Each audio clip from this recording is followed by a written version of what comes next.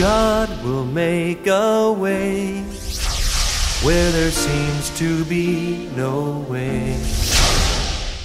He works in ways we cannot see. He will make a way for me. He will be my God. Hold me closely to His side. With love and strength for each new day. Viens à l'église, il n'est pas encore connecté à l'Esprit du Père. Écoute ce que Dieu te dit. Sing it together. Oh God. Est-ce qu'il y a une femme dans la salle ce soir? J'ai une très bonne nouvelle à annoncer à une femme ce soir. Quelqu'un m'attend, dit un grand amen. Donnez-moi un amen meilleur. Un amen glorieux. Un amen comme des femmes Déborah. Alléluia. Dieu est bon. Ce soir, avant que je commence mon service, j'aimerais anticiper parce que au milieu de nous, je fais venir une servante de Dieu, c'est ma fille Natacha. Alléluia. Tu vas la découvrir parce que c'est une femme, pas n'importe quelle femme. Vous savez, la Bible parle d'une femme dans la Bible. Ce n'est pas moi qui a commencé ça d'ailleurs. Je vous ramène à la Bible parce que la Bible commence à dire il y avait une femme de distinction. C'est que s'il y a des femmes, il y a femme et femme. Alléluia. Sinon, la Bible allait seulement parler d'une femme. Mais la Bible précisant qu'il y avait une femme de distinction. C'est qu'il y a une femme et femme. Il y a des femmes, tu la vois, tu sens qu'elle a l'aura. Elle a le verbe. Elle a la facilité de communiquer. Et parce que nous avons un projet, comme je disais, ce soir, je vais présenter un plan du travail. Ça sera la première convention organisée à la Torah pour des femmes Déborah. Des femmes de prière, des femmes de puissance, des femmes de potentiel. Non, pendant que je parlais cela, je croyais voir une femme innover. Oh my God! Est-ce que je parle de ces choses à une femme? Non. Je ne crois pas te voir un peu différent. Bouge pas. Non! Est-ce que je parle à une femme de potentiel ce soir? Si tu as un don à toi, donnez-moi un bon amen. Si tu n'es pas jaloux des autres, mais tu crois en toi, donnez-moi un puissant amen. Si tu crois qu'en toi, Dieu a déposé quelque chose, donnez-moi un vrai amen. Je crois que tu es particulière de ton genre. Tu n'es pas comme toute autre femme, mais tu es l'unique de ton genre. Tu n'es pas ce que le monde dit que tu es. Tu es ce que Dieu dit que tu es. Si tu es celle que Dieu a appelée, donnez-moi un puissant amen. Dieu, quand tu veux faire quelque chose, il s'est choisi une personne. Il va présenter cette personne la vision, la communiquer la vision, et il va, n'est-ce pas, faire de cette femme ce que tout le monde va prendre comme modèle. Il a sauvé la Samarie, mais il est allé utiliser une femme samaritaine. Je crois de tout mon cœur, Dieu peut t'utiliser pour ce temps de la fin. Voilà pourquoi cette femme va nous présenter, vous communiquer la vision pendant 10 minutes. Est-ce que vous êtes prêts à l'accueillir? Non, tu ne me crois pas. Est-ce que Dieu est prêt à l'accueillir? Dieu est prêt à l'accueillir. Dieu est prêt à l'accueillir. J'appelle, je cite ma fille, servante de Dieu, Natacha, lorsqu'elle va avancer, innover, encourager cette femme sous nos acclamations.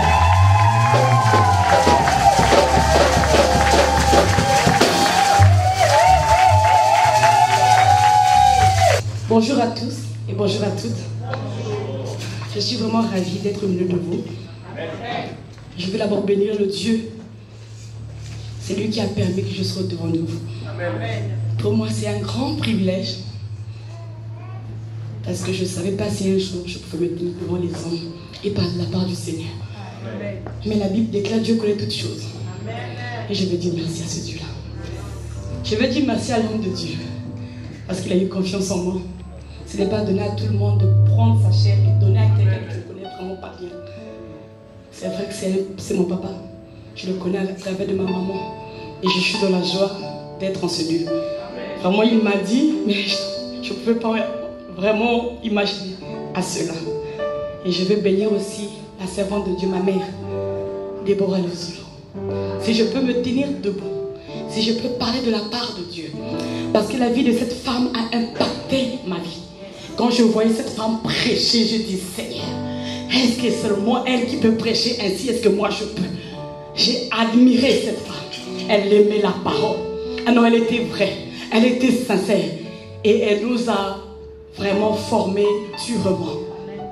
Quand tu as un pasteur qui te dit assieds-toi et apprends, réellement apprends. Quand Jésus a appelé les disciples, il ne les a pas pris, il ne les a pas envoyés en même temps. Il a eu le temps de les former. Il a eu le temps de les enseigner. Il a eu le temps de les équiper. Il a eu le temps de les remplir. Alléluia. Et quand le temps de Dieu est arrivé, Jésus a pris ses apôtres 2 par 2. Il les a donné son autorité et les a envoyés pour voir s'ils étaient capables de reproduire ce que le maître leur avait donné. Alléluia. C'est ce que Dieu fait. Alléluia. Alléluia. Vraiment, je suis dans la joie. Amen. Alors,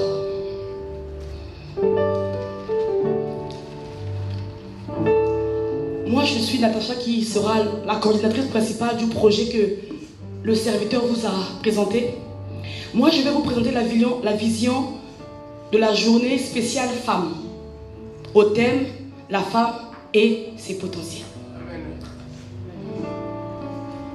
Le but de ce programme, c'est d'emmener la femme à l'état initial, au plan de Dieu. Au commencement, Dieu a fait l'homme et la femme. Dieu n'a pas fait l'homme seulement. Je parle de l'homme petit h. Mais Dieu a fait l'homme et la femme.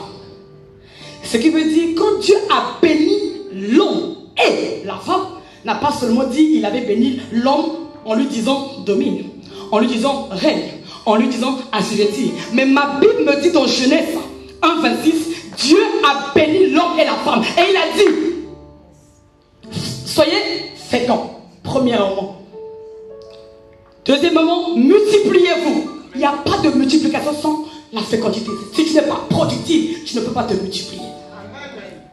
Et il a dit, assujetti, dominer, régner à l'homme et à la femme. Ça veut dire, la terre a été confiée à l'homme et à la femme d'être des gérants, d'impacter, de produire, de dominer et de régner.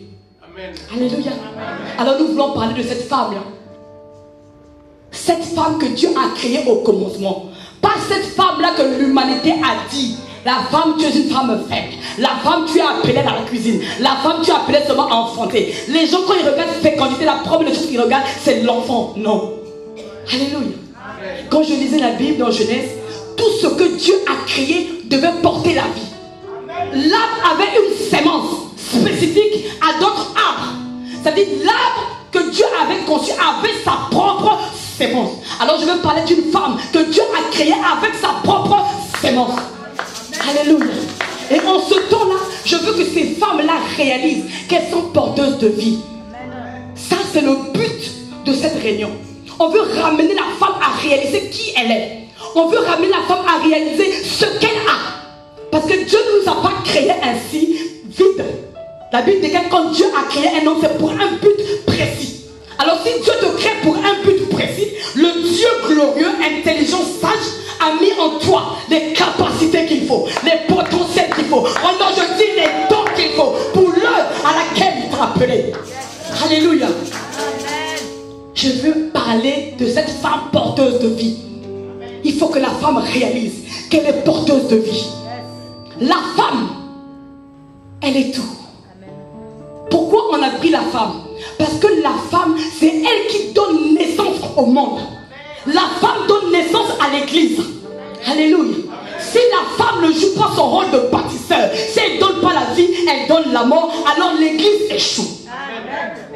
Alors si la femme réalise ce qu'elle est, si la femme réalise qu'elle est précieuse, importante pour l'humanité, la femme va se positionner à la position que Dieu l'appelait au commencement. Nous voulons parler de cette femme-là en ce programme de mi-novembre. Alléluia. Pourquoi l'église? L'église, ce n'est pas les 4 murs. L'église, c'est toi et moi. Et c'est cette femme-là qui donne naissance à l'église. C'est cette femme-là qui nourrit l'église. C'est cette femme-là qui éduque l'église. Imagine que tu donnes naissance à un pasteur. Quand tu donnes naissance à un pasteur, au commencement, quand tu as pris cet enfant et tu lui as inculqué les valeurs bibliques, imagine cet homme choisi par Dieu avant la fondation du monde, comment il sera. C'est ce que tu donnes, c'est ce que l'enfant reproduit. Et c'est cette femme-là que nous voulons réveiller. Ah non, la femme n'est pas n'importe qui. Je dis elle est porteuse de vie. Alléluia. Alléluia. Pourquoi l'église? Parce que nous voulons que la femme réalise qu'elle va apporter la vie dans sa famille, dans son foyer, dans son église locale et dans la société tout entière. La Bible déclare, nous sommes la lumière et le sel de la terre, la lumière du monde. Alléluia. Et la femme a un rôle spécifique à jouer dans l'église. Parce que l'église, dans le temps, a apporté la solution dans l'humanité tout entière. Les gens venaient de partout pour venir chercher les conseils. Mais aujourd'hui, on ne trouve pas cette église. Alors la femme doit se lever. La femme doit se réveiller. La femme doit réaliser ce qu'elle a. Alléluia. Et comment elle va l'utiliser? C'est pour cela que nous allons organiser ce programme. Ce programme, comme le serviteur de Dieu a dit, à la tête, il y aura les femmes Déborah. Moi, j'aime travailler en équipe. Parce que je crois pour faire des grandes choses. Pour faire des choses extraordinaires. Ah, même dans la Bible, je n'ai pas vu un seul homme qui a fait tout seul. Jésus-Christ, fils de Dieu très haut, avait besoin des disciples. Alléluia. Pour accomplir ce dont le Père l'avait appelé à faire sur la terre. Alors moi, j'aime travailler en équipe. Alors à la tête de ce programme, il y aura les femmes Déborah. Je dis à la tête de ce programme, il y aura les femmes Déborah. Mais les femmes Déborah ne vont pas travailler seules. J'ai dit que les femmes, c'est eux qui ont donné naissance à l'église. Ça veut dire l'église tout entière. L'église, la Torah, sera le soutien de ces femmes. Alléluia.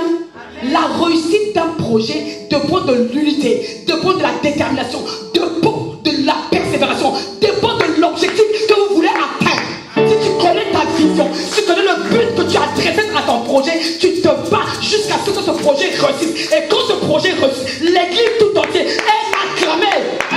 Je dis l'église, la Torah sera acclamée. Parce que l'église, la Torah, les grandes femmes sortiront de là. Alléluia. Alors l'église va se disposer. Toute l'église. L'église va donner de son temps. Je dis toute l'église. Je dis l'église va donner de son savoir. Parce que tout le monde n'a pas les mêmes savoirs, les mêmes capacités. Moi je crois au don. Ce que je peux faire, l'autre ne peut pas faire. Ce qu'elle peut faire, moi je ne peux pas faire. La Bible déclare que l'église est le corps du Christ. Et le corps du Christ en question a plusieurs membres. Ce qu'elle a même fait, le pied ne fait pas. Si tu réalises ainsi, tu vas regarder ton frère et ton pied. Et tu vas te dire, moi je suis la main. Tu vas regarder ta soeur, tu dis, je suis le Dieu. L'autre va dire, moi je suis l'oreille. Alors tous ensemble, nous formons un corps. Alléluia. Alléluia. Alors l'église tout entière va se lever. Parce que nous voulons voir la gloire de Dieu. Notre Dieu est un Dieu excellent. Nous le disons par la bouche, mais nous ne l'expérimentons pas. Moi j'aime ce Dieu excellent. J'ai dit, Dieu, si tu m'utilises, je veux l'excellence autour de moi. Je ne veux pas de la médiocrité. Je ne veux pas les arts à peu près. Je veux un travail bien fait.